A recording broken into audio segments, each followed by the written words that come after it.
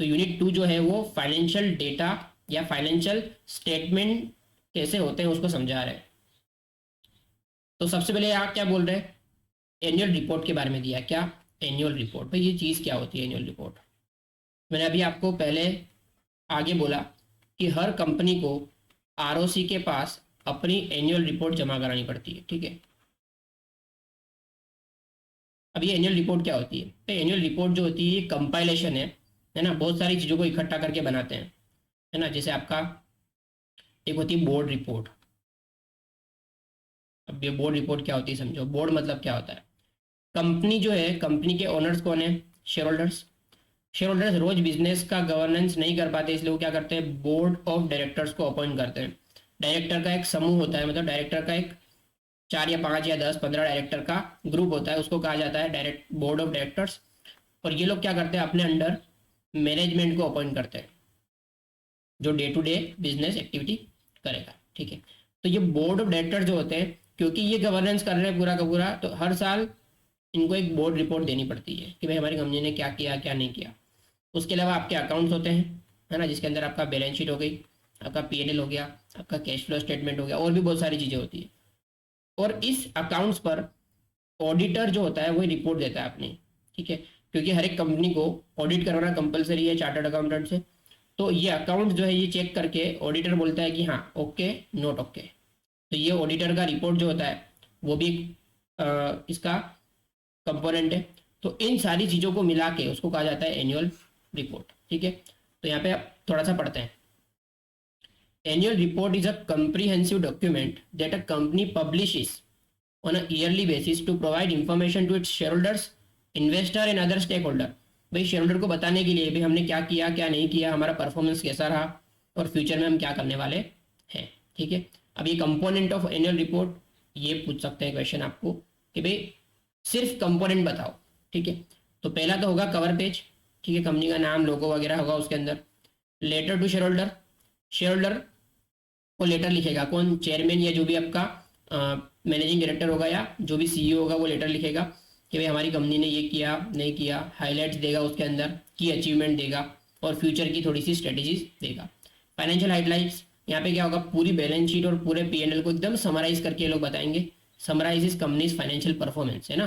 PNL जो होता है उसको कंसाइज फॉर्मेट में देगा, जैसे सिर्फ इनकम प्रॉफिट ये दो चीज़ बताएगा, या अर्निंग पर शेयर बता देगा, रेशियोज बता देंगे कुछ। फिर एक इम्पोर्टेंट जो होता है सेक्शन, उसको बोलते हैं मैनेजमेंट डिस्कशन एंड एनालिसिस, बराबर। ये क्या होता है, तो जो मैनेजमेंट है वो अपना डिस्कशन जो भी किया इन लोगों ने पूरे साल के लिए और फ्यूचर के लिए वो यहाँ पे छापेंगे समराइज करके। फाइनेंशियल स्टेटमेंट हमको मालूम है, इनकम स्टेटमेंट मतलब P&L, balance sheet, cash flow और statement of changes in equity और नोट्स टू फाइनेंशियल स्टेटमेंट्स, ठीक है। ये सब कुछ मिला के हमारा अकाउंट बनता है। और इस अकाउंट्स पे ऑडिटर अपना ओपिनियन एक्सप्रेस करता है कि भाई ट्रू एंड फेयर व्यू दे रहा है कि नहीं दे रहा। बस ये आपका हो गया एनुअल रिपोर्ट का मेजर पार्ट। फिर आता है कॉर्पोरेट गवर्नेंस रिपोर्ट, हर एक कंपनी को एप्लीकेबल नहीं होता है, ठीक है।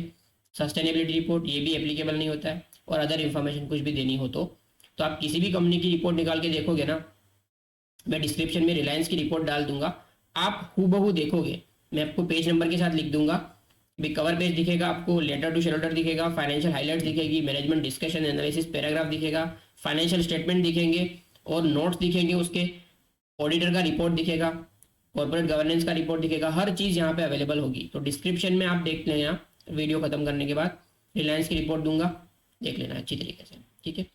अब आता है फाइनेंशियल स्टेटमेंट, तो मतलब टोटल एनुअल रिपोर्ट में से हमको जो एनालिसिस करना है वो क्या है, वो फाइनेंशियल स्टेटमेंट है। फाइनेंशियल स्टेटमेंट में दे रखा है accounting as a language of business, सबको मालूम है ना। अब मेन चीज़ क्या है हमारे लिए, फाइनेंशियल स्टेटमेंट में क्या क्या आता है। फाइनेंशियल स्टेटमेंट में हमारे लिए 4 चीज़ें आती है ना। एक आती है बैलेंस शीट, एक आता है इनकम स्टेटमेंट या फिर P&L, फिर आता है कैश फ्लो स्टेटमेंट और फिर आता है चेंजेस इन इक्विटी या फिर नोट्स टू अकाउंट्स, ठीक है। ये 4 चीज़ें मिलके क्या बनता है हमारा फाइनेंशियल स्टेटमेंट। कंपनीज एक्ट के सेक्शन 129 में बोला गया यही चीज़। अब यहाँ पे 2 तरीके के फाइनेंशियल स्टेटमेंट बनते हैं, एक बनता है स्टैंड अलोन और दूसरा बनता है कंसोलिडेटेड। अब ये क्या चीज़ होती है समझो, जब कंपनी दूसरी कंपनीज में शेयर्स होल्ड कर रही है, जैसे कंपनी ए है ये कंपनी बी, कंपनी सी और कंपनी डी में शेयर होल्ड कर रही है, मतलब कंपनी ए जो है ना बी और सी और डी की मालिक है। तो ये जो तीनों कंपनीज है ना जिसके शेयर ए ने होल्ड करके रखे, अगर ए इन कंपनीज में 50% से ज़्यादा शेयर होल्ड करते हैं ना तो ए बन जाती है होल्डिंग, और बी और सी और डी क्या बन जाती है, सब्सिडरी। ठीक है, ये शायद कहीं पढ़ा होगा आप लोगों ने। तो जब भी ऐसा केस होता है ना तो हर एक होल्डिंग कंपनी को दो तरह के अकाउंट्स बनाने पड़ते हैं। एक बनाने पड़ते हैं स्टैंड अलोन, मतलब एज का खुद का जो ए का जो खुद का बिजनेस है वो, और दूसरा उनको बनाना पड़ता है कंसोलिडेटेड। उसमें क्या करना पड़ता है, बी और सी और डी जितना भी परसेंटेज ऑफ होल्डिंग है उसका एक तरीका होता है बनाने का, इनके अकाउंट्स को ए के अकाउंट के साथ जोड़ना पड़ता है। ठीक है, और बनता है कंसोलिडेटेड अकाउंट्स। ठीक है, तो दो तरीके के फाइनेंशियल स्टेटमेंट होते हैं। आप वो जो रिपोर्ट देखोगे उसकी, उसमें भी दिखेगा आपको।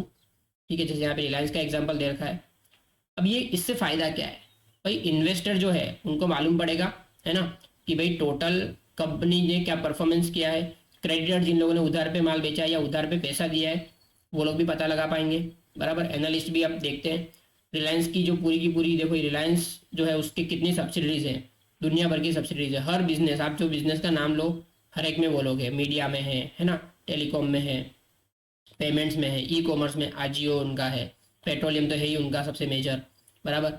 डिजिटल सर्विस में जियो टीवी, जियो सावन है ना उनका, ये सब चीज़ें हैं। नेटमेट्स उन्होंने खरीदा था, जियो मार्ट से वो लोग सामान डिलीवर करते हैं। कपड़ों में, रिटेल में उनका रिलायंस ट्रेंड्स है, हेमलीज है उनका बच्चों के कपड़ों के लिए, बच्चों की चीज़ों के लिए। रिलायंस ज्वेल्स है, रिलायंस फ्रेश है। डिजिटल में वो लोग रिलायंस डिजिटल से इलेक्ट्रॉनिक्स बेचते हैं। तो ये सारी की सारी इनकी सब्सिडीज है। और जब भी रिलायंस की बैलेंस शीट बनेगी, रिलायंस की बैलेंस शीट के साथ साथ कंसोलिडेटेड बैलेंस शीट भी बनेगी, वो आप रिपोर्ट में देख पाओगे। ठीक है, अब यहाँ पे एक एक करके चीज़ों को एक्सप्लेन किया हुआ है कि भाई बैलेंस शीट क्या है। तो बैलेंस शीट तो सिंपल हमको मालूम है, ये फाइनेंशियल पोजीशन बताता है किसी पर्टिकुलर डेट का, है ना। कैसे बनती है, asset is equal to equity, asset is equal to equity, या फिर asset is equal to liability plus, ऐसा होता है ना हमारा equation, P plus L is equal to A, capital plus liability is equal to asset. वही चीज़ यहाँ पे होती है। ठीक है, इसमें ज़्यादा टाइम नहीं लगाते, हमको मालूम है ये चीज़। ओके, तो अब बात करते हैं थोड़ी सी कंपनीज एक्ट की। तो कंपनीज एक्ट के अंदर एक शेड्यूल 3 है। ठीक है, आपने पढ़ा हुआ है ऑलरेडी। शेड्यूल 3 के अंदर बहुत सारे डिविजन है, डिवीजन 1, डिवीजन 2, डिवीजन 3 भी दे रखा है। तो 3 तो है वो NBFC, मतलब नॉन बैंकिंग फाइनेंशियल कंपनीज के अकाउंट्स किस तरीके से बनेंगे उसके दे रखा है, हमको इससे लेना देना नहीं है। डिवीजन 1 है AS के हिसाब से कैसे अकाउंट्स बनेंगे, और इसमें इंड AS के हिसाब से कैसे बनेंगे। अब इसमें हमको पार्ट 1, शेड्यूल 3 के पार्ट 1 में हमको बैलेंस शीट का फॉर्मेट दिया है, और पार्ट 2 जो है ना उसके अंदर इनकम स्टेटमेंट का फॉर्मेट दिया हुआ है कि आपको किस तरीके से आपके फाइनेंशियल स्टेटमेंट प्रेजेंट करने हैं। कैश फ्लो स्टेटमेंट का यहाँ पे नहीं दिया हुआ है, cash flow statement accounting standard 3 के हिसाब से बनता है। तो यहाँ पे पार्ट 2 जो है वो बैलेंस शीट इस तरीके से बनती है। आपकी बैलेंस शीट आप टी शेप में बनाते थे ऐसा, यहाँ पे असेट होती थी, यहाँ पे आपकी कैपिटल, यहाँ पे लाइबिलिटी। उसी को इन लोगों ने असेट को नीचे डाल दिया और वर्टिकल बना दी। इक्विटी में दो चीज़ें हैं, equity share capital, other equity. Liabilities में long term, short term. Assets में नॉन करंट। और तो यहाँ पे बहुत सारी चीज़ें दे रखी है जिसको मुझे जानने की ज़रूरत नहीं है, आपको मालूम है current asset, non current asset क्या होता है। हाँ, बट कौन सी चीज़ कहाँ पे आएगी वो जानना जरूरी, क्योंकि इसके बेस पे सम आता है। ठीक है, तो एक थोड़ा सा हम आउटलाइन समझ लेते हैं किसी भी बैलेंस शीट में किस तरीके से आपकी चीज़ें कहाँ कहाँ पे प्रेजेंट होती है। तो ये आपका बैलेंस शीट का फॉर्मेट दे रखा है। ठीक है, तो सबसे पहले बात करते हैं लाइबिलिटी साइड की। ठीक है, वैसे तो आपको मालूम ही है, समझते हैं। ये बैलेंस शीट पार्ट 1 के हिसाब से है, part 1 of schedule 3 of companies act. सबसे पहले आपका आता है इक्विटीज एंड लाइबिलिटीज, और यहाँ पे आता है असेट्स। ठीक है, दो आपके पार्ट हो गए। अब इक्विटीज एंड लाइबिलिटीज में यहाँ पे वैसे तो 3 चीज़ें ही हैं, यहाँ पे इन लोगों ने 4 लिख रखी है, पर चौथी हमारे कुछ काम की नहीं है। सबसे पहले आता है शेयर होल्डर्स फंड, जिसको मैं शॉर्ट में आपका क्या कहूँगा, शेयर होल्डर्स फंड। इसमें आती दो चीज़ें, एक आपकी शेयर कैपिटल जो आपने इनिशियली लगाई वो, और दूसरा आता है रिजर्व्स एंड सरप्लस, मतलब इकट्ठा किया हुआ रिजर्व्स, प्रॉफिट। ठीक है, आपका उसमें P&L आ गया, जनरल रिजर्व आ गया, उसके अलावा कैपिटल रिडम्पशन रिजर्व, बहुत सारी चीज़ें होती है, वो सब यहाँ पे आएगी, है ना, कैपिटल रिजर्व। फिर आता है लाइबिलिटी। लाइबिलिटी में 2 तरह की लाइबिलिटी होती है, एक होती है नॉन करंट, नॉन करंट मतलब लॉन्ग टर्म, और करंट मतलब शॉर्ट टर्म। ठीक है, इसके अंदर 4 सेक्शन है। लॉन्ग टर्म बोरोइंग्स, तो इसमें याद क्या रखना है आपने को, लॉन्ग टर्म बोरोइंग्स में एक ही चीज़ ज़्यादातर पूछते हैं, क्या, एक तो हो गया टर्म लोन, और दूसरा आता है डिबेंचर। अगर आपको डिबेंचर पूछे तो कहाँ आएगा, लॉन्ग टर्म बोरोइंग्स में आने वाला है, ठीक है। डेफर्ड टैक्स काम का नहीं है। Other long term liability, term loan और डिबेंचर के अलावा कुछ है अगर लॉन्ग टर्म नेचर की लाइबिलिटी, जैसे आपने कुछ लंबे टाइम के लिए लोन लिया है ना, किसी पर्सन से अनसिक्योर्ड लोन, वो यहाँ आएगा। लॉन्ग टर्म प्रोविजन है ना, जैसे पीएफ का प्रोविजन हो गया, पीएफ कब देना पड़ता है, जब एम्प्लॉय रिटायर होता है तब। ग्रेचुटी का प्रोविजन कब देना पड़ता है, जब एम्प्लॉय रिटायर होगा तब। तो ये यहाँ पे आएगी 2-3 चीज़ें, ठीक है। मैं एग्जांपल देते जा रहा हूँ, ये एग्जांपल आपको आगे भी दे रखे हैं। फिर आता है current liability, short term borrowings, क्या आएगा, बैंक ओवरड्राफ्ट, सबसे बड़ा एग्जाम्पल। शॉर्ट टर्म लोन, ठीक है, या फिर डिबेंचर जो मैच्योर होने वाले हैं 2-3 महीनों में, वो भी यहाँ आएगा। ट्रेड पेएबल्स, दो ही चीज़ें आती हैं, क्रेडिटर जिसको उधार पे आप सामान खरीद रहे हो, और दूसरा आता है bills payable. Other current liability जो यहाँ ऊपर दोनों में कहीं नहीं आ रही, वो यहाँ आएगी। और आता है शॉर्ट टर्म प्रोविजन, ये क्या होता है शॉर्ट टर्म प्रोविजन, जैसे इनकम टैक्स का प्रोविजन हो गया। क्यों शॉर्ट टर्म क्यों बोल रहे हैं भाई, शॉर्ट टर्म लॉन्ग टर्म का सिंपल एक ही हिसाब है, जो चीज़ अगले 12 महीने के अंदर पे ऑफ हो जाएगी, अगले 12 महीने के अंदर पे ऑफ हो जाएगी बैलेंस शीट की डेट सर, वो बन जाती है करंट या फिर शॉर्ट टर्म। और जो चीज़ 12 महीने के बाद पे ऑफ होगी वो बन जाएगी नॉन करंट, सिंपल है, ठीक है। तो जो प्रोविजन, जैसे इनकम टैक्स की बात कर रहे हैं, इनकम टैक्स 31 मार्च के दिन हम प्रोविजन करते हैं, फिर उसका पेमेंट सितंबर के पहले करना पड़ता है, क्योंकि सितंबर में रिटर्न फाइलिंग की डेट होती है, इसलिए वो क्या है 6 महीने हुआ ना, इसलिए उसको क्या बोलते हैं, short term provision. Dividend payable, अगर डिविडेंड आपने डिक्लेयर कर दिया है तो वो शॉर्ट टर्म प्रोविजन में ही आएगा, ठीक है। आगे नॉन करंट असेट, अब देखो असेट में भी दो सेक्शन है, नॉन करंट ये भी वही है, जो असेट लंबी चलने वाली है, 12 महीने से पहले आप उसको बेचने वाले नहीं हो, वो कैश के फॉर्म में नहीं है ना, वो यूज नहीं होने वाली, स्टॉक तो नहीं है ना वो, तो क्या आएगा वो नॉन करंट। भाई करंट समझ लेते हैं पहले, करंट एसेट में क्या क्या आता है। करंट एसेट में फिक्स चीजें हैं। सबसे पहले आता है आपका करंट इन्वेस्टमेंट, आपने कोई शेयर्स लिए हैं जिसको आप 6 महीने में या 10 महीने में बेच देने वाले हो, वो आ गया आपका करंट इन्वेस्टमेंट। इन्वेंट्री, इन्वेंट्री मतलब क्या, आपका स्टॉक। अब स्टॉक बहुत सारी तरीके का होता है, आप उसमें आपका लूज टूल्स है ना, कंज्यूमेबल्स, ऑयल ग्रीस वगैरह हो गया है ना। उसके अलावा आपका आता है फिनिश गुड्स, आपका रॉ मटेरियल, आपका वर्किंग प्रोग्रेस, ये सब इसके अंदर आने वाला है। ट्रेड रिसीवेबल, इसमें दो चीज़ें हैं, क्या, एक तो आपका हो गया डेटर्स, जिन लोग को आपने उधार पे सामान बेचा है, और दूसरा आ गया आपका क्या, जहाँ पे आपके बिल्स रिसीवेबल है। कैश एंड कैश इक्विवेलेंट, ये क्या होता है, कैश और कैश के जो बराबर चीज़ें हैं, जैसे कैश आ गया आपका, बैंक में बैलेंस आ गया आपका, आपके चेक्स आ गए है ना, 2-3 महीने की एफडी, 2-3 महीने की 10 महीने की एफडी है ना, कैश है ना, कभी भी जाके पैसा ले सकते हो आप। Short term loans and advances, जो लोन 12 महीने से ज़्यादा के लिए दी है आपने, वो short term loans and advances में आएगा। और जो कुछ कहीं पे नहीं आ रहा वो सबका आएगा अदर करंट असेट में। तो हमने समझ लिया करंट असेट। अब नॉन करंट आपके लिए ईजी हो गया। नॉन करंट में दो ही चीज़ें हैं, 3 चीज़ें रादर। एक तो आ गया आपका जो इन्वेस्टमेंट जो लंबे टाइम के लिए, वो आएगा एक। दूसरी आपकी टेंजिबल असेट और इनटेंजिबल असेट। टेंजिबल मतलब जो टच कर सकते हैं, देख सकते हैं, छू सकते हैं वो, और इनटेंजिबल। अब यहाँ पे बहुत सारे नाम दे रखे हैं। टेंजिबल आ गया, प्रॉपर्टी प्लांट एंड इक्विपमेंट नाम दिया है उसको, इनटेंजिबल दे दिया है। ये दो चीज़ किस बात का है भाई, कोई टेंजिबल एसेट बन रही है अभी तक कंप्लीट नहीं हुई, उसको बोलेंगे capital working progress. Same way कोई इंटेंजिबल एसेट डेवलप हो रही है अभी तक कंप्लीट नहीं हुई, उसको बोलेंगे इंटेंजिबल एसेट अंडर डेवलपमेंट, ठीक है। बहुत सारे नाम दे रखे, ईजी हम लोग के लिए हमने कर दिया है। तो आपकी बैलेंस शीट जो बनेगी इस तरीके की बनेगी। अब यहाँ पे इसके बेस पर आपको सम दे रखे हैं, क्या होगा, आपको बोलेंगे डिबेंचर्स, किस जगह पे आएगा बताओ, बता पाओगे आप, ठीक है। तो देखो इसको सॉल्व करने का बहुत इजी तरीका है, ठीक है। यहाँ पे सम देखते हैं हम, इक्वेशन दे रखा है, ठीक है। इस क्वेश्चन को ना करके इसका सॉल्यूशन दे रखा है, तो ये आप देख लेना। हम लोग एक बड़ा सम करते हैं, इसमें 35 आइटम्स है ना, यहाँ से शुरू करते हैं। तो आपको किस तरीके से इसको सॉल्व करना है वो समझना। सबसे पहले डिबेंचर्स, भाई डिबेंचर है क्या, पहले तो डिसाइड करो कि असेट है कि लाइबिलिटी है, बराबर। तो इसमें लिख रखा है मेन हेड और सब हेड, बराबर। देखो इसको आंसर किस तरीके से करना है, इन लोगों ने एग्जांपल दे रखा था, जैसे डिबेंचर्स का ऑलरेडी कर दिया है। डिबेंचर्स, नॉन करंट लाइबिलिटी और लॉन्ग टर्म बोरोइंग्स, बराबर। तो आपको जो मेन 5 हेड है ना उसके हिसाब से आंसर देना है। जो आपके 5 हेड क्या क्या है, असेट में 2 है और लाइबिलिटी में 3 है। तो अब हम लोग आंसर कर पाएंगे। डिबेंचर्स, डिबेंचर्स क्या है, नॉन करंट लाइबिलिटी में शॉर्ट में लिखूंगा नॉन करंट लाइबिलिटी, और क्या है long term borrowings. 9% debenture repayable after 3 years. 3 year मतलब 1 साल से ज़्यादा ही है ना, सेम ऊपर जैसे आएगा बैंक ओवरड्राफ्ट, मैंने बताया था ये क्या है, current liability, short term borrowings, ठीक है। बिल्स रिसीवेबल, ये तो असेट हो गई, करंट असेट है। और कहाँ आएगा, ट्रेड रिसीवेबल, बताया था मैंने, ट्रेड रिसीवेबल में दो ही चीज़ें आती है, डेटर्स और बिल्स रिसीवेबल, बॉन्ड्स। अब यहाँ पे देख के हमको ऐसा लग रहा है कि ये हमने इन्वेस्टमेंट किया है, ये आपकी इन्वेस्टमेंट जो है वो लॉन्ग टर्म के लिए लग रही है। बॉन्ड्स तो 4 साल 5 साल 10 साल के होते हैं, तो ये आएगा नॉन करंट असेट में, नॉन करंट असेट में आएगा, कहाँ आएगा, non current investment, non current investment, ठीक है। थोड़ा इसको पतला कर देता हूँ मार्कर को मैं, ठीक है। बिल्डिंग, बिल्डिंग तो हमारी असेट है, आएगा नॉन करंट असेट में। और कहाँ आएगा, प्रॉपर्टी प्लांट एंड इक्विपमेंट, कहाँ, property plant and equipment, PPE में आएगा।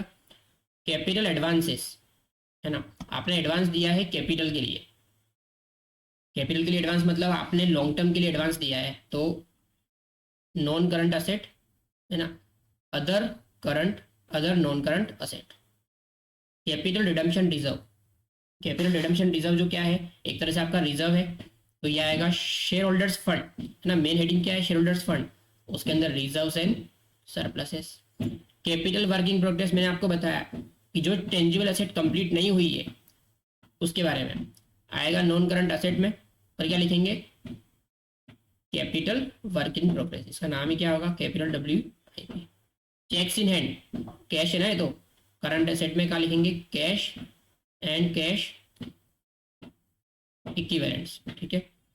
कंप्यूटर सॉफ्टवेयर और कॉपीराइट, ये दोनों क्या है, ये दोनों इंटेंजिबल असेट है, तो दोनों का आएगा नॉन करंट असेट में, इंटेंजिबल असेट में। होप इट इज क्लियर, ठीक है। इस तरीके से आपको शायद क्वेश्चन पूछ सकते हैं। डिपॉजिट विद कस्टम अथॉरिटी, भाई ये डिपॉजिट जो है ना लंबे टाइम के लिए होता है, बराबर। तो कस्टम अथॉरिटीज के पास जो डिपॉजिट पड़ा है वो क्या है, एक तरह से आपकी असेट तो है ये, पर लॉन्ग टर्म है ना, तो नॉन करंट असेट में other non current asset. General reserve मालूम है क्या है, शेयरहोल्डर्स फंड, उसके अंदर reserves and surpluses. Goodwill again हमने देखा था ये वाला, आपका कंप्यूटर सॉफ्टवेयर वाला ही होगा, नॉन करंट असेट में intangible asset. Income received in advance, आपको कोई इनकम एडवांस में मिल गई, भाई हमको मालूम है कोई एडवांस में रिसीव हो जाता है तो हम हमारी बैलेंस शीट में कहाँ लिखते थे, लास्ट में लिखते थे, लाइबिलिटी साइड में। तो ये क्या है, आपकी लाइबिलिटी है, पर कौन सी लाइबिलिटी है, शॉर्ट टर्म लाइबिलिटी है ना, तो क्या लिखेंगे इसको, करंट लाइबिलिटी में अदर करंट लाइबिलिटी, ठीक है। लाइफ स्टॉक असेट है तो एक तरह से तुम्हारी लाइफ स्टॉक, तो इसको क्या लिखेंगे, नॉन करंट असेट में प्रॉपर्टी प्लांट एंड इक्विपमेंट में आएगा ये, ठीक है। Loans provided for repayable on demand, अब ये समझो ये क्या चीज़ होती है, रीपेबल ऑन डिमांड मतलब जब भी मांगूंगा तुरंत मिल जाएगा, मतलब ये क्या है, एक तरह से करंट नेचर का है, और प्रोवाइडेड है मतलब दिया हुआ है लोन। करंट असेट में क्या है, short term loans and advances, short term loans and advances. Loans repayable on demand, तो जैसे हमने लोन दिया हुआ था वैसे हमने लिया भी हुआ है, कभी भी देना पड़ सकता है, तो आपकी करंट लाइबिलिटी, और क्या लिखेंगे उसको, शॉर्ट टर्म बोरोइंग्स, ठीक है। Long term investment, non current asset और नॉन करंट इन्वेस्टमेंट, ठीक है, शायद रिपीट हुआ है ये। लूज टूल्स मैंने आपको बता दिया ऑलरेडी, लूज टूल्स का आएगा, लूज टूल आपका आएगा करंट असेट में, इन्वेंट्री में ना। लूज टूल्स का मतलब क्या होता है, पाने पकड़, बोल्ट वगैरह, ऑयल ग्रीस, ठीक है। मैच्योर डिबेंचर्स, जो डिबेंचर मैच्योर हो चुके हैं तो कभी भी उसका पैसा देना पड़ सकता है, तो आपकी आएगी करंट लाइबिलिटी में, करंट लाइबिलिटी में short term borrowings. Motor vehicle asset है आपकी, नॉन करंट असेट, उसमें भी property plant and equipment. Net loss, loss है पी एंड एल का, कहाँ आएगा, शेयर होल्डर्स फंड, उसमें रिजर्व्स एंड सरप्लस, बट ये माइनस में दिखाएंगे, वहाँ लॉस है ना इसके लिए। आउटस्टैंडिंग सैलरी, कोई खर्चा चुकाना बाकी, लाइबिलिटी है, करंट लाइबिलिटी का आएगा other current liability. Prepaid insurance asset है ये तो, करंट असेट और अदर करंट असेट, ठीक है। जो प्रीपेड आउटस्टैंडिंग वगैरह होगी वो सब अदर में जाएगी, याद रखना ये चीज़। प्रोविजन फॉर टैक्स ऑलरेडी बताया था मैंने, क्या है आपका ये लाइबिलिटी है, पर कौन सी, करंट लाइबिलिटी का आएगा short term provisions, short term provisions. Raw material stock है, current asset, inventory. Stock of finish good same, stores and spare part same, sundry debtors. Current asset में, करंट असेट में कहाँ आएगा ये, trade receivable. Trade payable, sundry debtors का उल्टा, current liability में trade payable. Trademark क्या है आपका, नॉन करंट असेट में इंटेंजिबल असेट, क्या है, इंटेंजिबल असेट। अनक्लेम डिविडेंड, भाई डिविडेंड जो आपने क्लेम नहीं किया, ठीक है, अनक्लेम डिविडेंड मतलब आपने डिविडेंड क्लेम नहीं किया। भाई अनक्लेम डिविडेंड जो है वो आपकी क्या है, एक तरह से असेट है, करंट असेट, और अदर करंट असेट में डालेंगे उसको, जब मिल जाएगा तब इसको यहाँ से निकाल देंगे। अनपेड डिविडेंड, आपने डिविडेंड पे नहीं किया, अनपेड डिविडेंड कभी भी आपका, देखो जब तक डिक्लेयर ना हो डिविडेंड तब तक वो बैलेंस शीट में नहीं आएगा, पर डिक्लेयर होने के बाद उसको अनपेड में डालेंगे तो ये क्या है, एक तरह से आपकी शॉर्ट टर्म लायबिलिटी है ना, कभी भी आके ले सकता है बंदा, करंट लायबिलिटी में अदर करंट लायबिलिटी। तो इस तरीके से हमने 35 पॉइंट्स क्लियर किए हैं। ये बैलेंस शीट के हैं सिर्फ, इसमें इनकम स्टेटमेंट की अलग से हम जब देखेंगे तब आएगा, तो इसको आपको अच्छी तरीके से कर लेना है, एक बार देख लेना वापस से, है ना, कहीं पे कुछ गड़बड़ हो तो उसको करेक्ट कर लेना है, ठीक है। मैंने शॉर्ट में लिखा है, जैसे यहाँ पे आपको एग्जाम्पल दे रखा है एक और, इसको आपको सॉल्व कर लेना, ऑलरेडी ऊपर कवर हो चुका है, ठीक है। अब बात कर रहे हैं इनकम स्टेटमेंट की या फिर प्रॉफिट लॉस अकाउंट की। तो इसका फॉर्मेट सिंपल है, इसमें चीज़ों को बहुत ईजी तरीके से किया हुआ है। दो ही चीज़ें होती हैं इनकम स्टेटमेंट में, एक होती है इनकम और एक होता है एक्सपेंस। इनकम के दो पार्ट, एक रेवेन्यू फ्रॉम ऑपरेशन, ये क्या होता है, जो मेन बिजनेस एक्टिविटी से जो पैसा आता है ना उसको बोलते हैं रेवेन्यू फ्रॉम ऑपरेशन, है ना। अब यहाँ पे रेवेन्यू फ्रॉम ऑपरेशन के अलावा दूसरी जो इनकम होती है उसको बोलते हैं अदर इनकम। अब रेवेन्यू फ्रॉम ऑपरेशन में थोड़ा सा समझने वाली बात है कि दो तरीके की कंपनीज यहाँ पे हमें एक्सप्लेन कर रखी है। एक कंपनी जो नॉर्मल कंपनी है, ठीक है, नॉर्मल कंपनी, और दूसरी होती है फाइनेंसिंग कंपनी या फिर इन्वेस्टमेंट कंपनी। नॉर्मल कंपनी के लिए अगर इंटरेस्ट है वो कहाँ जाएगा, अदर इनकम में। अगर फाइनेंसिंग कंपनी उसके लिए इंटरेस्ट कहाँ जाएगा, रेवेन्यू फ्रॉम ऑपरेशन में। इसके लिए अगर डिविडेंड है कहाँ जाएगा, अदर इनकम में, पर इसके लिए डिविडेंड है कहाँ जाएगा, रेवेन्यू फ्रॉम ऑपरेशन में। क्योंकि फाइनेंसिंग कंपनी या इन्वेस्टमेंट कंपनी का काम ही क्या होता है, लोगों को ब्याज पे पैसा देना या शेयर खरीदना, है ना। तो यहाँ पे हमें जो एग्जाम्पल्स पूछे गए वो इस तरीके से पूछे गए। तो एग्जाम में जब भी क्वेश्चन पढ़ो आपको पूछ सकते हैं रेवेन्यू फ्रॉम ऑपरेशन निकाल के दो, पर जो कंपनी है वो नॉर्मल कंपनी है तो इंटरेस्ट डिविडेंड कहाँ जाएगा, अदर इनकम में। अगर वो कंपनी फाइनेंसिंग कंपनी है, इन्वेस्टमेंट कंपनी है, तो उसका इंटरेस्ट डिविडेंड कहाँ जाएगा, रेवेन्यू फ्रॉम ऑपरेशन में, ठीक है। तो नॉर्मल कंपनी के लिए रेवेन्यू फ्रॉम ऑपरेशन मतलब क्या हो गया आपका, sales of goods, sales of services, है ना। अदर इनकम में आपका इंटरेस्ट, डिविडेंड, है ना, डिस्काउंट, कुछ भी आपने असेट सेल किया है उसका प्रॉफिट लॉस, वो यहाँ आएगा। एक्सपेंस बहुत सिंपल है, एक्सपेंस में दो तरह की कंपनीज हो सकती है, एक जो खुद रेडीमेड सामान खरीदती है और बेचती है तो उसके लिए जो परचेज है, purchase of stock in trade आ जाएगा। और कुछ कंपनीज ऐसी होती है जो मैन्युफैक्चरिंग करती है, तो वो क्या करती है, रॉ मटेरियल खरीदती है और उसको मैन्युफैक्चर करती है, तो उसके लिए क्या आ गया, cost of raw material consume. तो ये एक इंपॉर्टेंट चीज़ बनती है क्योंकि यहाँ से क्वेश्चन पूछते हैं, कॉस्ट ऑफ मटेरियल कंज्यूम ये कैसे कैलकुलेट करते हैं, है ना, इसको बोलते हैं COMC। इसमें आपको कुछ नहीं करना है, आपको रॉ मटेरियल का ओपनिंग स्टॉक लेना है, उसमें ऐड करना है रॉ मटेरियल का परचेज, और आप जब परचेज लेते हो ना इसके साथ आपको परचेज के एक्सपेंस जोड़ देने हैं और माइनस करना है रॉ मटेरियल का क्लोजिंग स्टॉक। जैसे यह करोगे ना आप, आपको मिल जाएगा कॉस्ट ऑफ मटेरियल कंज्यूम। किसके लिए, जो मैन्युफैक्चरिंग करता है उसके लिए। ये ऑलरेडी आपने किया हुआ है जब आप फर्स्ट सेम में मैन्युफैक्चरिंग अकाउंट कर रहे थे तब। फिर दूसरा एक चीज़ होता है कि आपका जो स्टॉक है, स्टॉक दो तरह का होता है, एक होता है WIP का स्टॉक और एक फिनिश गुड का स्टॉक। आपको कुछ नहीं करना है, ओपनिंग माइनस क्लोजिंग ये कर देना होता है, चेंजेस इन इन्वेंट्री लिख रखा है। तो ये तीन सेक्शन जो है ना वो हो गए स्टॉक के रिलेटेड, परचेज के रिलेटेड। उसके बाद आता है एम्प्लॉय बेनिफिट एक्सपेंस, सारा खर्चा जो एम्प्लॉय के लिए हुआ है ना, wages, salary, staff welfare, PF, सब कुछ एम्प्लॉय बेनिफिट एक्सपेंस में आएगा। फाइनेंस कॉस्ट दो ही चीज़ें आएंगी, क्या, इंटरेस्ट और बैंक चार्जेस, ठीक है। कभी कभी होता है आपको डॉलर में पेमेंट करनी पड़ रही है या रिसीव कर रहे हो तो वहाँ पे आपका, आपने $100 जब लिया तब वो 80 रुपये का भाव चल रहा था, जब आपने उसको बेचा तब वो हो गया 79 का, तो आपको 1 रुपये का नुकसान हुआ ना, तो वो फॉरेन एक्सचेंज का जो भी लॉस और प्रॉफिट है वो भी यहाँ पे आएगा। फिर आता है डेप्रिसिएशन एंड अमोर्टाइजेशन, ये क्या चीज़ है, डेप्रिसिएशन टेंजिबल एसेट की घिसाई, डेप्रिसिएशन इनटेंजिबल एसेट की घिसाई या right of amortisation. Goodwill right of किया यहाँ आएगा, मोटर कार का डिप्रिसिएशन यहाँ आएगा, मशीन का डिप्रिसिएशन यहाँ आएगा, और जो बचा कुचा चीज़ें हैं, जो चीज़ें कहीं पे नहीं आ पा रही वो सब कहाँ आएगी, अदर एक्सपेंसेस में। तो आई होप ये क्लियर होगा। प्रोविजन फॉर टैक्स नीचे आएगा। अब इसके बेस पर ये देखो इन लोगों ने लिख रखा है, रेवेन्यू फ्रॉम ऑपरेशन के बारे में दे रखा है, मैंने ऑलरेडी आपको बता दिया है ना। यहाँ पे लिख रखा है in respect of finance company revenue from operation include revenue from interest and other financial services, मैंने बता दिया ऑलरेडी।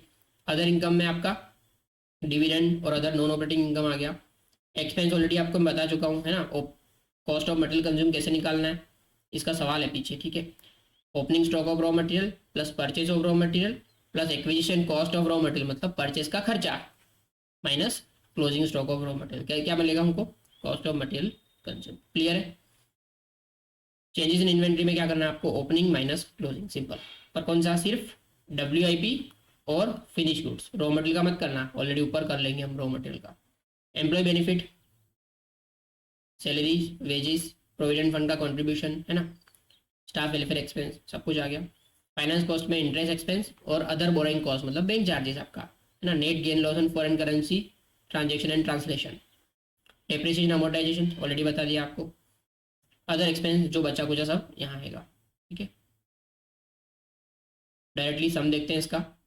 उससे पहले एक छोटा सा क्वेश्चन है, यूजर्स ऑफ फाइनेंशियल स्टेटमेंट। तो यहाँ पे थोड़ा सा अलग है, आपने जो फर्स्ट ईयर के फर्स्ट सेम में पढ़ा था ना, उससे थोड़ा सा अलग है। इंटरनल में यहाँ पे सिर्फ मैनेजमेंट दे रखा है, और बाकी सारे लोग, shareholder, employees, bank, credit rating agency, investor, government, creditors, इन सबको कहाँ दिया हुआ है, एक्सटर्नल। तो आपको एक तरह से देख लेना है। लगता नहीं मुझे कि यहाँ से ये लोग थियरी पूछेंगे, प्रैक्टिकल पूछने के चांसेस ज़्यादा है, ठीक है। ये देखते हैं 15 पॉइंट का क्वेश्चन है। अब यहाँ से हमारे क्वेश्चन शुरू हो रहे हैं, तो आप क्वेश्चन पे अच्छी तरीके से ध्यान देना, यहाँ से कोई ना कोई क्वेश्चन आपको पूछा जा सकता है, ठीक है। यहाँ पे आपको कुछ आइटम्स दे रखी है, कौन सी चीज़ कहाँ आएगी वो आपको लिखना है। देखो मेन हेड आपके दो हो सकते हैं, या तो होगा इनकम या होगा एक्सपेंस, ठीक है। देखते हैं, वेजेस एक्सपेंस में आएगा, एम्प्लॉय बेनिफिट एक्सपेंस में आएगा। ट्रेडिंग कमीशन, भाई कमीशन मिला है कि दिया है कुछ मालूम नहीं पड़ रहा है, ठीक है। तो चलो हम अज्यूम करते हैं कि ट्रेडिंग कमीशन आपको मिला है, तो इनकम है आपकी, कहाँ आएगी, अदर इनकम, ठीक है। भले ट्रेडिंग दे रखा है, और कहाँ आएगा, अदर इनकम में। सेलिंग एंड मार्केटिंग एक्सपेंसेस, ठीक है, इसको अदर वे भी हम देख सकते हैं कि ये आपका एक्सपेंस है, कहाँ आएगा, अदर एक्सपेंस में। सेलिंग एंड मार्केटिंग एक्सपेंस कहाँ आएगा, एक्सपेंस में, अदर एक्सपेंस में, ठीक है। कुछ समझ में नहीं आ रहा है, अदर एक्सपेंस में। सेल ऑफ प्रोडक्ट, ये तो आपका इनकम है, और प्रोडक्ट को सेल करना है तो आपका मेन बिजनेस इनकम है, तो कहाँ आएगा, revenue from operation. Salary expense है। एम्प्लॉय बेनिफिट वाला है ना, तो एम्प्लॉय बेनिफिट एक्सपेंस, शॉर्ट में लिख रहा हूँ मैं। रिपेयर ऑफ मशीनरी, कुछ मालूम नहीं पड़ रहा है, एक्सपेंस है, कहाँ आएगा, other expense. Rent of factory, same expense, other expense. Purchase of material, कहाँ आएगा, ये आपका आएगा परचेज ऑफ मटेरियल में। एक्सपेंस में आप निकालते हो कॉस्ट ऑफ मटेरियल कंज्यूम, यहाँ पे आएगा ये। इंटरेस्ट ऑन लोन्स एक्सपेंस है। इंटरेस्ट कहाँ आएगा, finance cost. Interest income, income तो है ना, और कौन सी इनकम है, अदर इनकम। अगर ये फाइनेंस कंपनी होती तो रेवेन्यू फ्रॉम ऑपरेशन में आता, हम मान रहे हैं कि नॉर्मल कंपनी है तो अदर इनकम में आएगा। गुडविल अमोर्टाइज, मैंने ऑलरेडी बताया आपको, एक्सपेंस तो है ही। गुडविल अमोर्टाइज मतलब एक तरह से आपने राइट ऑफ किया है, कहाँ आएगा, डिप्रिसिएशन एंड अमोर्टाइजेशन वाले सेक्शन में। इलेक्ट्रिसिटी एक्सपेंस, एक्सपेंस तो है, पर कौन सा एक्सपेंस है, अदर एक्सपेंस, ठीक है।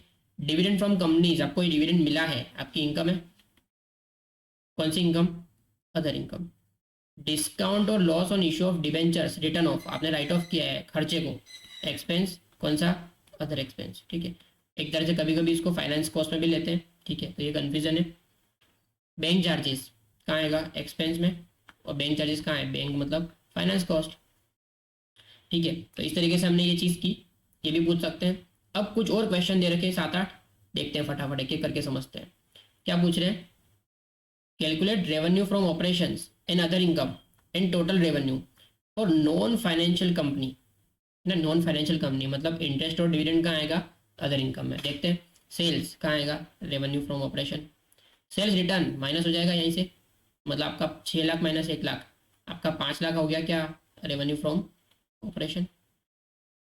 Cell of scrap other income है, तो interest on fix deposit 15,000 other income, dividend earn other income. तो यहाँ पे हम बनाएंगे, लिखेंगे रेवेन्यू फ्रॉम ऑपरेशन और यहाँ लिखेंगे अदर इनकम।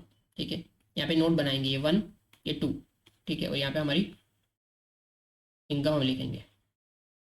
तो 1 जो है वो कितना आ रहा है, 6 लाख माइनस 1 लाख, 5 लाख। ठीक है, इसकी वर्किंग आपको करनी है नीचे, है ना, वर्किंग नोट 1 इधर नीचे लिखेंगे 1 रेवेन्यू फ्रॉम ऑपरेशन, इसमें सेल्स लिखेंगे minus sales return 5 lakh 6 lakh minus 1 lakh is equal to 5 lakh.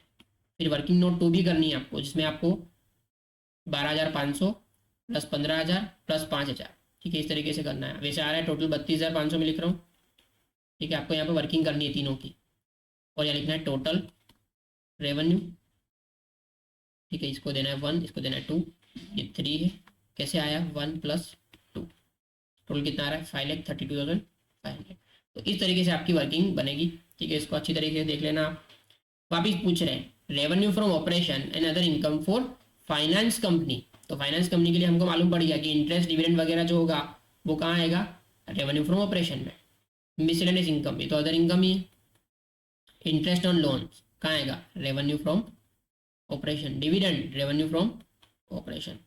Gain profit on sale of building, ये तो प्रॉफिट है, और ये तो अदर इनकम में आएगा ना, क्योंकि फाइनेंसिंग कंपनी का काम लोन देना और शेयर खरीदना होता है, बिल्डिंग वगैरह बेचना नहीं होता है। तो अब बनाएंगे यहाँ पे रेवेन्यू फ्रॉम ऑपरेशन और अदर इनकम। ठीक है, नोट 1 2, और यहाँ पे आपकी इनकम। रेवेन्यू फ्रॉम ऑपरेशन में क्या आएगा आपका 16 लाख प्लस तो 18 लाख। ठीक, इसकी नोट बनाएंगे यहाँ पे। अदर इनकम में आपका क्या क्या आ रहा है, 10,000 और 30 लाख, 30 लाख 10,000। ठीक है, टोटल आपका हो गया 48,10,000। इसको क्या कहेंगे 1 2 और 3 टोटल रेवेन्यू। ठीक है, इस तरीके से आपका सॉल्यूशन होगा। इसकी वर्किंग नोट भी आपको देनी है। फिर बोल रहे हैं calculate cost of material consume. हमको मालूम है कैसे निकालते हैं। आपको लेना है opening stock of raw material.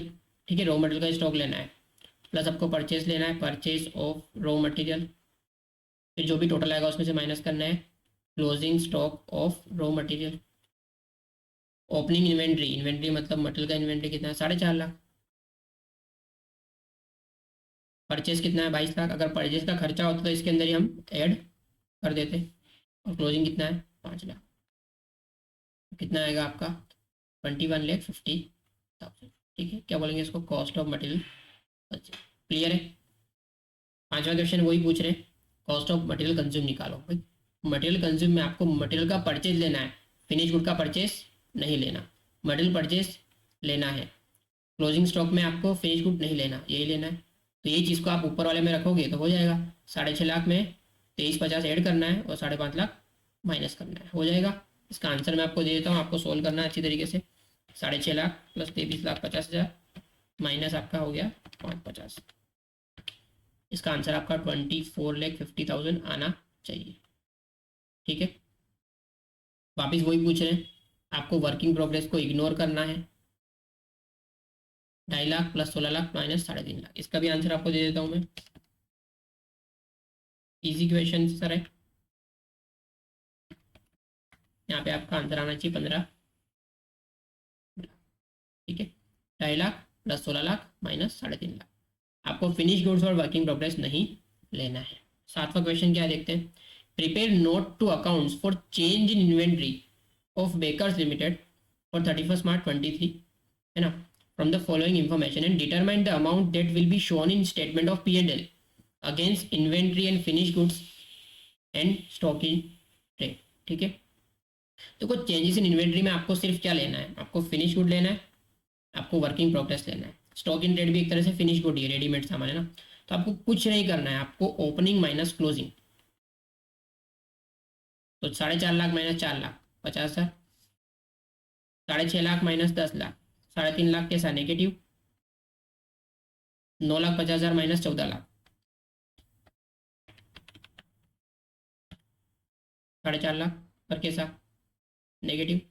Total करेंगे इसका 4.5 lakh negative plus 3.5 lakh negative plus अब प्लस 5,000 पॉजिटिव है ना, तो माइनस कर देंगे, तो आपका आया 7.5 लाख। पर ये कैसा आया 7.5 लाख नेगेटिव। तो आपको जब स्टेटमेंट बनाओगे तो उसमें आपको नेगेटिव में दिखाना है क्या, चेंजेस इन इन्वेंट्री को आपको नेगेटिव में दिखाना है 7.5 लाख। ठीक है, आगे देखते हैं 8वां question. From the following information calculate prepare note to accounts on employ benefit expenses. Employ benefit में क्या क्या आएगा, सैलरी, वेजेस और एम्प्लॉय को जो भी आप दे रहे हो सब, है ना। वेजेस आएगा क्या, यस। सैलरी आएगी क्या, yes. Bonus, yes. Gratuity paid, yes. Medical expenses, yes. Medical expenses का है, मेडिकल एक्सपेंस अगर एम्प्लॉयज़ का है तो आएगा यहाँ पे। एंटरटेनमेंट एक्सपेंडिचर आएगा, कन्वेंस एक्सपेंस ये भी आएगा। अगर ये एम्प्लॉयज़ को दे रहे हो क्योंकि स्टाफ वेलफेयर है ना एक तरह से, तो आपको कुछ नहीं करना है, इन सबका टोटल करके आपको एम्प्लॉय बेनिफिट एक्सपेंस की नोट बनानी है। 1,20,000 plus 1,80,000 plus 25,000 plus 60,000 plus 20,000 plus 7,500 plus 12,500। तो आपकी टोटल आएगी आंसर 4,25,000 जो आपको इनकम स्टेटमेंट में दिखानी होगी। फिर बोल रहे हैं prepare notes to accounts and finance cost. भाई फाइनेंस कॉस्ट में क्या क्या आता है, interest, foreign exchange, bank charges, that's all. देखते हैं interest paid on term loan आएगा क्या, yes. Interest paid on bank overdraft आएगा क्या, yes. Discount on issue of debentures return of, देखो मैंने आपको अभी भी बताया था कि जनरली इसको लिया जाता है फाइनेंस कॉस्ट में, ठीक है, पर हम नहीं लेंगे, खुद लोग लेते हैं। पर यहाँ पे आपके जो पैम्पलेट दे रखा है उसमें कहीं पे भी लिख नहीं रखा, तो इसको नहीं लेंगे, इसको अदर एक्सपेंस में लेंगे। इंटरेस्ट रिसीव ये तो इनकम है भाई, आएगा ही नहीं यहाँ पे। बैंक चार्जेस आएगा क्या, yes. Interest paid on deposit आएगा क्या, यस। तो आपको क्या करना है, आपको चार चीज़ों का टोटल करना है। 3.5 lakh plus 36,000 plus 10,500 plus 85,000, total करते हैं 3.5 लाख, 36,000, 10,500 और 85,000। आपका आया 4,815,000, ठीक है। अब यहाँ पे हमारा चैप्टर खत्म हो चुका है, तो आपको जो क्वेश्चन मैंने सॉल्व करवाए हैं वो क्वेश्चन एक बार सॉल्व कर लेने हैं, जो अनसॉल्व है वो आपको देख लेने हैं। तो यूनिट 1 में से आपको मैंने 3 क्वेश्चंस बताए हैं, उसमें से कुछ भी आने का चांसेस, हाई चांसेस है। दूसरा यूनिट जो इसमें सम आ सकता है, जिसके अंदर आपको कौन सी चीज़ कहाँ पे आएगी वो बताने के लिए आ सकता है। आपको कॉस्ट ऑफ मटेरियल कंज्यूम का आ सकता है, आपको रेवेन्यू फ्रॉम ऑपरेशन निकालना आ सकता है, ठीक है, आपको चेंजेस इन इन्वेंट्री आ सकता है। तो किसी भी तरीके का सम आपको आ सकता है। अब यूनिट 3 और 4, 3 में भी कुछ सम्स है, ये तो आएगा ही सम डेफिनेटली। 4 में थियरी है, तो ये 3 और 4 का वीडियो डिस्क्रिप्शन में आपको लिंक मिल जाएगा, वहाँ से आप देख सकते हो, ठीक है। और अगर आपने हमारे चैनल को सब्सक्राइब नहीं किया तो प्लीज़ इसको सब्सक्राइब कर देना, क्योंकि SY BCom के लिए भी हम इसी तरीके के वीडियोज़ आपको बना के देते रहेंगे। तो आपको चैनल सब्सक्राइब किए बिना नहीं जाना है, सो दैट आप इस चीज़ का बेनिफिट हमेशा लगातार लेते रहें। Thank you for watching this video, subscribe to the channel. और आपके फ्रेंड्स को, जिन लोगों ने अभी तक वीडियो नहीं देखा होगा, उन लोगों को भी ये लिंक शेयर कर दो। आपके जितने भी व्हाट्सएप ग्रुप्स हैं वहाँ पे भी आप शेयर कर दो, सो दैट हमारा भी कुछ मोटिवेशन हमको मिल जाए और साथ में आपको भी बेनिफिट हो सके।